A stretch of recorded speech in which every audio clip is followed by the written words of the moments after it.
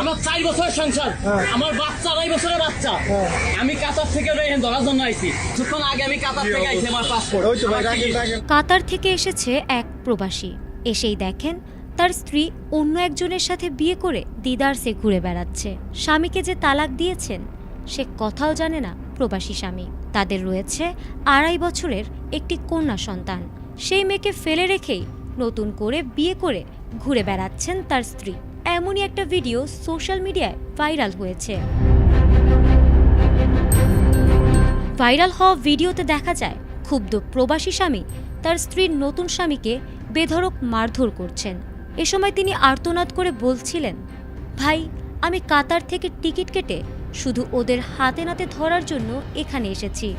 এমনই কথা তিনি বারবার বলেই যাচ্ছিলেন। আমার বাচ্চা 2.5 বছরের বাচ্চা। আমি কাতার থেকে ধরার জন্য আইছি। আমার জীবন আমি জানি না, আমি এসেছি খুলনা। ঠিক তখনই ক্যামেরায় ধরা পড়ে এক মর্মান্তিক দৃশ্য। যে স্বামীর টাকায় এতকাল সংসার চলল, তাকে তোয়াক্কা না করে স্ত্রী তার নতুন স্বামীকে বাঁচাতে মরিয়া হয়ে ওঠেন। প্রবাসী স্বামীকে জড়িয়ে ধরে টেনে সরিয়ে নেওয়ার চেষ্টা করেন, যেন তার নতুন স্বামীকে আর মারধর না করা হয়। আর এমনই একটা ভিডিও ছড়িয়ে পড়ার পর নেটিজেনরা নানা রকম মন্তব্য করছেন।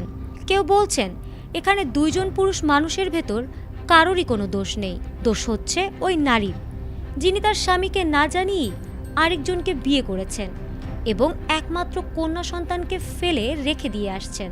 অবুঝ কন্যা সন্তানকে ফেলে মায়ের এমন আচরণে সামাজিক মাধ্যমে নিন্দার ঝড় উঠেছে। আমার মেয়েটা কাইন্দে মরে যাচ্ছে, 2.5 বছরের মেয়ে। আমি জানি তো আজকে বিকেলে না আসবে। তবে এই ভিডিওটি যেখান থেকে ধারণ করা হয়েছে বলা হচ্ছে খুলনার তেরোখাদা এলাকা।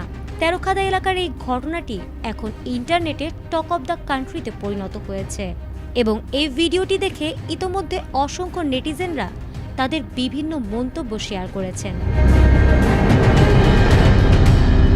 ফারহানা হক, ATN বাংলা।